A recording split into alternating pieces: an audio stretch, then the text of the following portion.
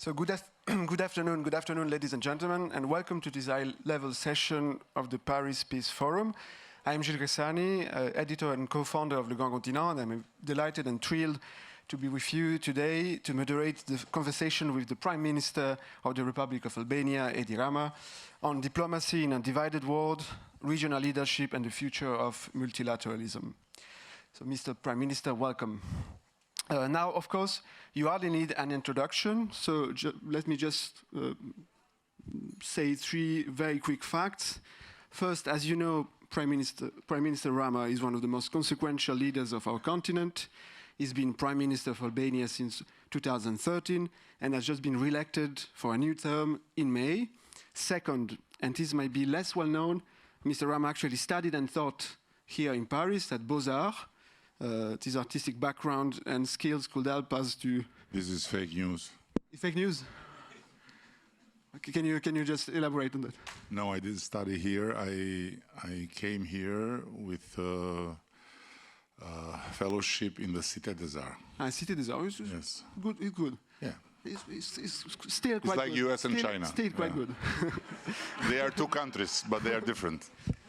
Yeah, but they can meet and talk. And finally, since we are here at the Paris Peace Forum, I think it is important for us to acknowledge that you, Mr. Prime Minister, have just resolved a long-standing conflict with your historic rival, signing a peace treaty and bringing the infamous Azerbaijan-Armenia war to an end. So thank you for this. And you wanted to say Azerbaijan and Albania, yeah? Yes. So because you said Armenia. Oh. And you'll make your president angry, not me, because he tried so long, but he couldn't. So with that, let's dive to our conversation. The first question, Mr. Prime Minister, is how do you see this disruption is happening from your perspective? What's really changing in the global order? Listen, I believe that, by the way, I'm just coming right away from Riyadh, where I had the honor to be invited by the FII, the Future Investment Initiative, in an amazing set, not just because of the unusual amount of people, 7,000 participants, but because of what they represented in the global affairs, especially when it comes to business and when it comes to innovation and technology. And when you have the possibility to be in that part of the world, then you realize that we in this part of the world need to go for a shower of humility, because still today, although the world is now exposing completely the boiling waters of the relations between countries and of approaches between fundamental things, we continue to think that something is wrong with the world and that it's just a moment in time and things will come back as they were because we, I mean, when I say we, it's not Albania, I mean the West, and especially Europe, have a moral legitimacy that gives us, by some divine decree, the possibility to judge the others and to believe that we are the point of reference of how the world should be. And this is fundamentally wrong. And what do that's you mean why by wrong? This is not effective, or? It's wrong. It's totally wrong. It's not true. It's not true. And it's a self-indulgence that has, in my very humble point of view, started to become more and more harmful and less helpful, even for the confidence that of course, we all need. So I believe that what happened in the United States in the beginning of this year, and I'm talking about what Donald Trump described as the precise plan of God to save him, to save America, is, in my view, something that if God had really a plan, part of that plan is also to wake up Europe. And I don't see Europe waking up. Why? In the way that it should.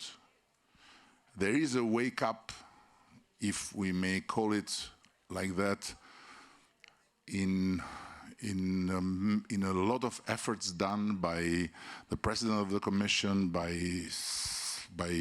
the leaders that are trying to bring things forward, and by pushing so much in changing the attitude towards the idea of defense. But this is, in my view, again, something very fragmented, and it's far from enough, and it may become dangerous in the mid run. What do you mean by dangerous?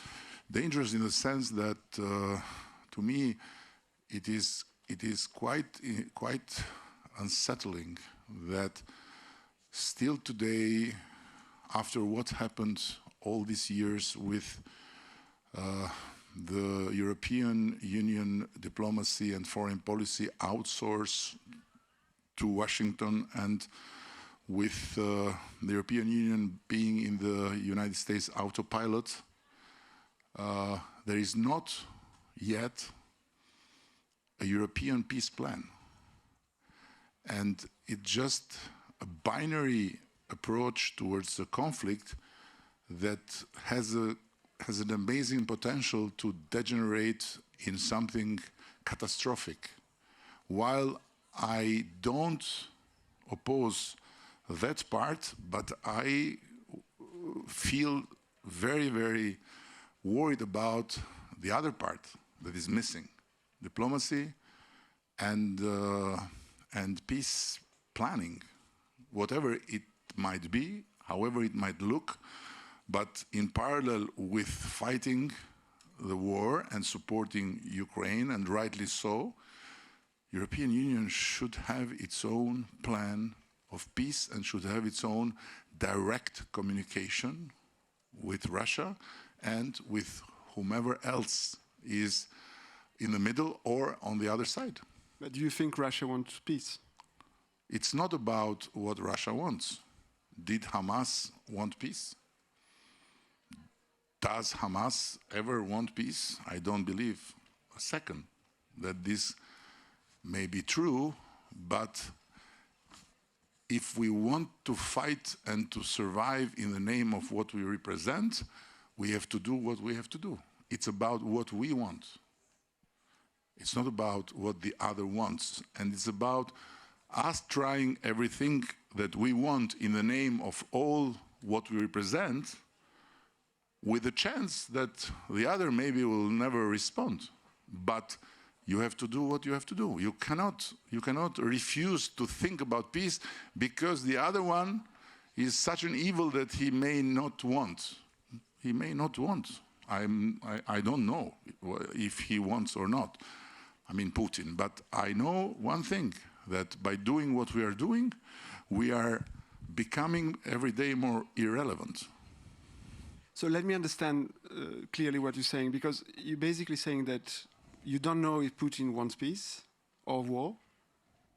No, nowadays? That Putin wants war, it's obvious every day. Okay, so in that case, how can we do diplomacy without forcing him to engage in a diplomatic way. But diplomacy is something you do every day.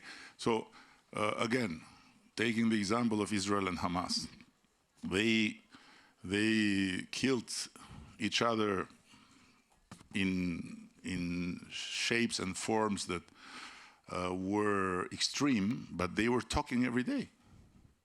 They were talking. They had the channel and they were negotiating every day. In my view, until the President of the United States weighed in and opened the path for talks. Now, I am not a historian and I assume my ignorance, but I believe that this is the first ever big conflict with no back channel, with no discussion, with no nothing. And when you think about how much nuclear power is involved in this conflict, not talking but just fighting, it looks like a war of extermination. Let me just... Because whatever it happens, I don't think that Russia will go away from where it is. It was there, it is there, it will be there, as all the other countries. So, and Putin will not be there forever. Yeah, but the question is, does Ukraine can remain and stay an independent country at the same time? Listen, when it comes to Ukraine, and I just want to clarify, because I know that sometimes it's very delicate to talk in the Western environment without being labeled. But I want to clarify that I represent a country, Albania, that has no relation with Russia, or let's say has the lowest level of relations with Russia in Europe. And I represent the only country in this continent where no Russian leader landed since 1960, and from where no leader flied to go to Russia. So this is the level of relations. So we had them during the communist time. We had them in their worst form because we continued to be Stalinist even after they abandoned Stalin. We don't miss them. We have never had in these 35 years not only Russian high-level visits, but either Russian money. We don't like them. So this is who I am and what I represent. But coming back to the discussion, I believe that Europe is missing big time the point. So how is possible to not have a reflection? After having fought a war with no communication, and not only no communication, but after having made of one guy that stood up for a different opinion, a pariah, I'm talking about Viktor Orban, suddenly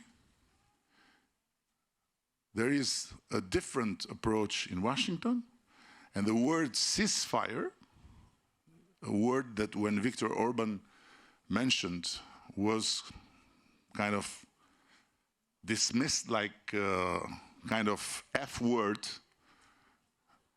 became a word that was discovered in European politics, European diplomacy. And everyone started to talk about ceasefire, but guess what? It was too late.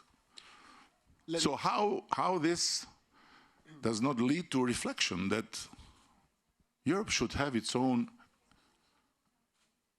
autonomy, at least.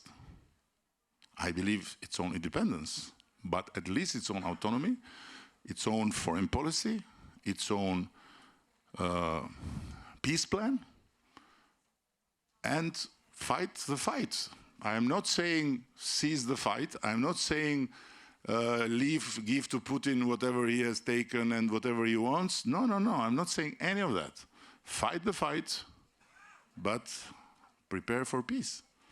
And do you think Albania should play this role of? No, listen, I'm the tallest among all of them, including your president. But Just to clarify, I represent a country that is too small to play any role of the kind that can change the trajectory of anything. So I'm very aware of it.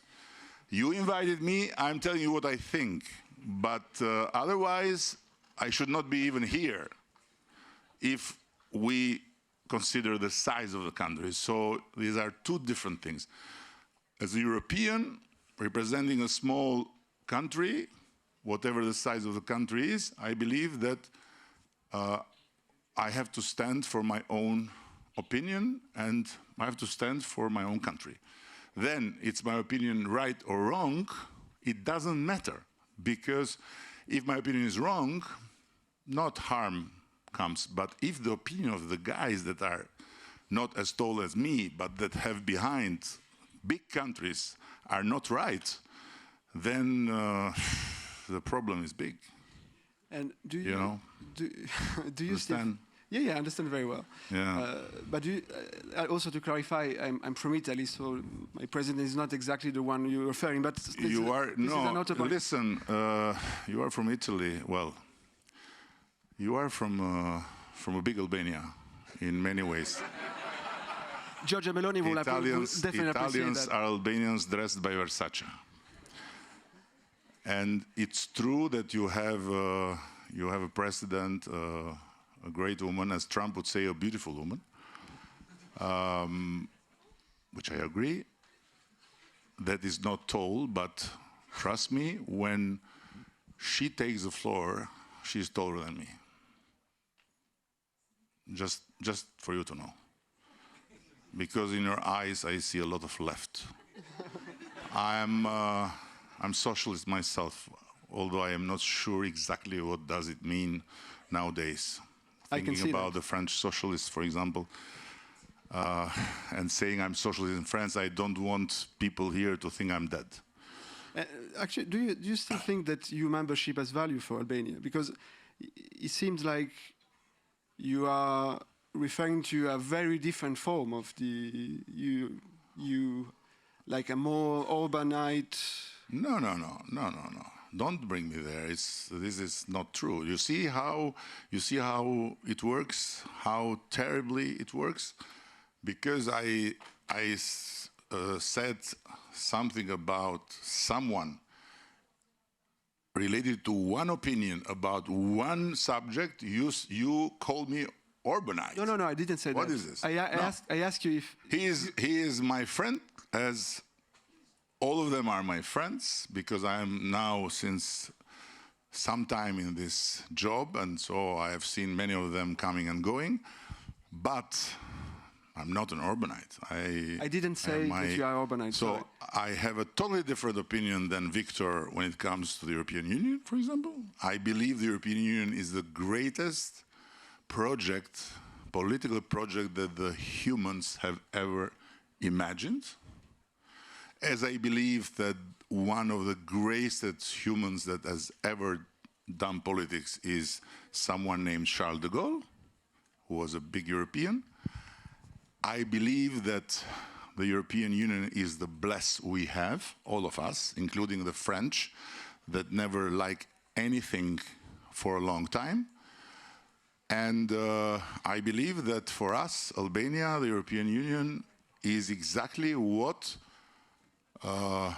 might be called a bless, because if we were what we were after 50 years of North Korea of Europe, after 50 years of total isolation from everyone, because we were isolated from West and from East, after 50 years of bloody dictatorship and poverty, and the European Union was not there, we would have had the same destiny than Afghanistan or Iraq or name it. So I'm talking about places where the Americans go to fix things with bombs, and when they leave, things are worse than in the beginning. So this is what I'm talking about. So European Union is something that every European, including the French, I repeat, should cherish like a gift from the founding fathers that should not at all be spoiled. Because all the theories about getting out of the European Union, about the European Union being the problem and so on, are completely unfounded. And as our dear and ill-advised British friends are witnessing, leaving the European Union is leaving a marriage and entering a nightmare. You know, a marriage is complex, but leaving it, it's a nightmare. So don't make the same mistake. You will not, because you're Italian, so you... Yeah, I'm Italian and a leftist, so it's a very rare species, apparently. Italian and left is rare? Italian and left is everything you get in the streets everywhere. What do you mean? What do you mean? Yeah. This is why I suspect myself sometimes when I think I'm left also. And so let's just move forward. Tomorrow, Donald Trump will meet Xi Jinping. So what's your understanding of this new mega deal that everyone is talking about? Do you sense a Listen, I didn't talk to them last night because, as I told you, I was in Riyadh. So I didn't have time to call them and to say, what are you going to do tomorrow? But my assessment is very simple, that every deal between China and the United States or vice versa is good for everyone, and every conflict between them is bad for everyone. This is my understanding, simple. Even a deal in which Taiwan... Why you go to the catastrophic scenarios always, you know? You know, if you go to, are you married or you are still single? I think this relationship is moving too fast, too soon with you. No, but you can tell me. You can tell me. No, I'm not married. You are not married. So if you want a happy marriage, don't go to the catastrophic scenario before getting married. Because you'll remain single for all your life and it will be catastrophic. So I would not go there. They are there for a trade deal, if I understand well. And after what happened, it's very clear that both of them need to have a deal. So, because you know that say when America sneezes, the world coughs. When China sneezes, the world goes in lockdown. So they need to get together for the best of the world, you know? Because they sneeze and they can afford it, but we can't afford nor to cough and either to go to lockdown because of them, right? Thank you so much, Edi Rama. So we have 2 more minutes, and I just 2 more minutes. Yeah, but we just started to get to know each other, and now you are telling me that we can't continue. I fear we will have other opportunities. This is the beginning of a long relation. Maybe one question there. And a question, Umberto Eco was, a definition of a question is a short sentence with the question mark at the end. Don't worry, I'll be very short. So I'm from Big Albania. Yeah. You are from where? From Italy, Big Albania. Big Albania, yeah. Okay, come stai? Bene, grazie. So my question is, you talked about the necessity of a leadership in a multilateral and multipolar world. But actually, European Union launched an initiative for its security, and now there's a possibility to exclude Turkey due to misunderstood and problems about Turkish domestic policy. So how can European Union play a role in the global stage, on the global stage, excuse me, if we have this problem with the domestic policy of a fundamental actor like Turkey? Listen, the European Union is a patient with 27 doctors. And not only 27 doctors, but they are 27 pathologists. And this makes it even more complicated. But it's also fair to say that what has happened since the Russian aggression has been positive, very positive, because instead of becoming more divided, the European Union got more united. And also among the public opinions, the need for unity and for being together and not live like chickens in the middle of the sea has become clear. Now, if I would have the answers of these big questions, so big questions, I would have run for the King of Europe. But I'm not able to give the answers to all the questions. What I know, and what everyone of a common sense knows, is that it's a project that is not accomplished. It's just in the middle of the way. It's not what the founding fathers saw in their vision, and they started to build. So the decision to be made is to finish this project and to make it a real force in this totally different game, or to continue and drag ourselves like that and become more and more irrelevant. This is very clear to me, because when we see the numbers, European Union or Europe as such, as your president, who has had this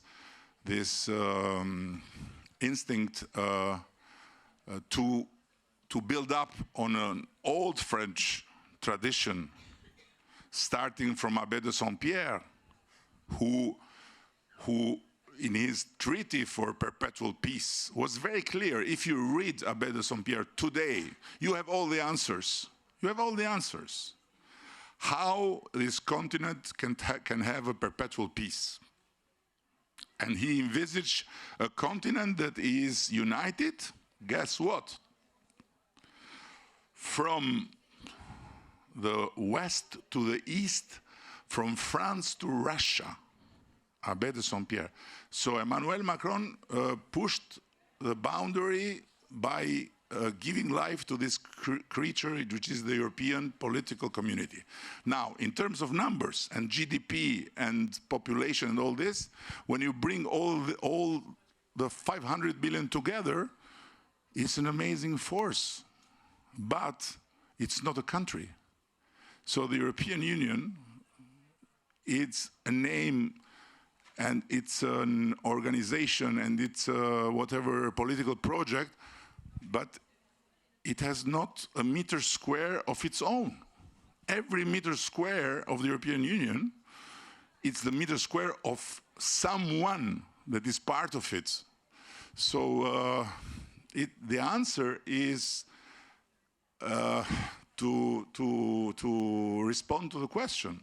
We want to go forward with the project, or we'll continue to do both in the same way and spend incredible amounts of money to militarize Europe with consequences that I hope I'm wrong, and I hope that everyone else from whom I try to learn and understand is wrong in saying that in few years' time we can be broken.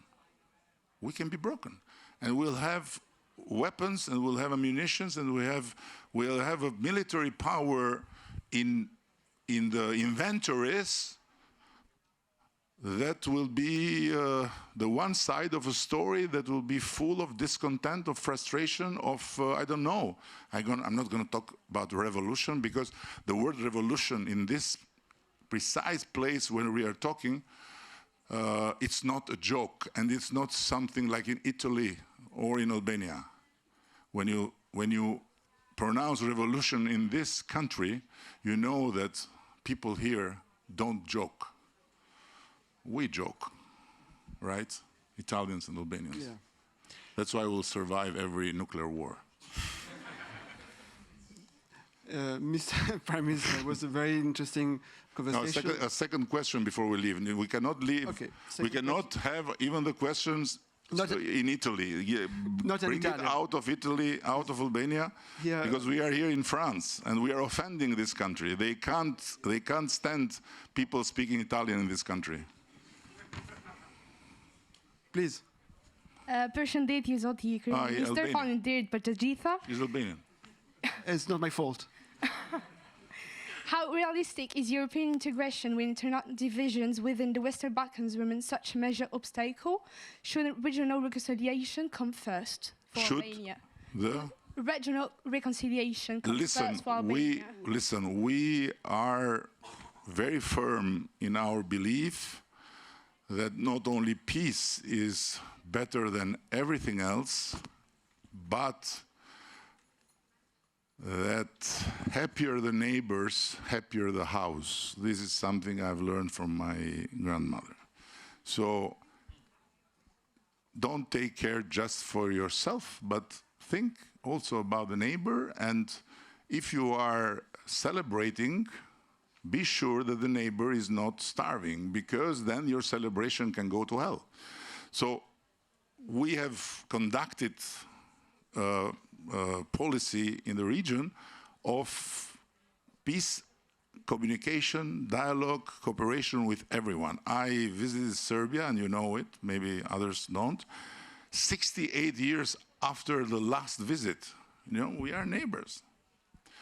And of course, we have a problem with Serbia, a big problem, which is Kosovo, or Kosovo, as they say here. Kosovo.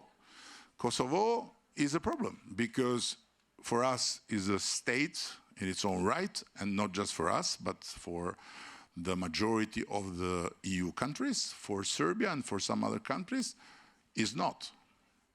And it's a big problem. But or we would continue to stay back to back and would continue to fuel discontent and to fuel tension and to fuel negative energies and to do harm to ourselves, to our economy, to our future, because we are very small markets. We need to be all together. Or the other option was to say, listen, we'll never agree on that, but this should not prevent us to work together in many things we agree. We agree that our people should have freedom of movement, our goods should have freedom of movement, and so on and so forth. So I agree with you that regional cooperation is not an option, is the only way for us that we want to become also a member of the European Union, and the four freedoms of Europe, meaning movement of goods, capitals, people and services, should be the same in our region. We cannot be Europeans in Europe and Balkans in the Balkan, although I've seen in the last year that Europe has been Balkanized a lot, so we are not alone anymore. We are not anymore the only guys that create problems. Look at France, forget about Britain. And Are you saying France is Balkanized? Totally. Look, you see, they can't have a budget yet. What is this? Balkans. Look, Britain. Look at them. They are even worse. So it's a total Balkanization of Europe. And we now are the good guys. It's funny, no? And we are telling them, make peace. Don't go for threats. Communicate. Cooperate, because it's the best thing to do. Because we come from hell, and we are the messengers. Now, they want to listen, they listen. They don't want to listen, they don't listen. We are okay with both. At the end, if the world will blow up, it will not be Albania's fault. This is important. Thank you so much. If the world will go better, we'll say we did our part. So in both ways, at the end, when we go in front of St. Peter, we will be given for sure a place in paradise as Albanians. So Brits and French, I'm not sure. we sadly have to close this session. La prochaine fois à Paris, vous êtes invité à l'École normale supérieure au Grand Continent pour parler avec les Next time in Paris, we will invite you at the Grand Continent Comme ça, on parlera en français. Donc, thank you so much. so we can talk in French. I hope that there will be a next time with you. I told you. Very well. Thank you so much, Edi Rama.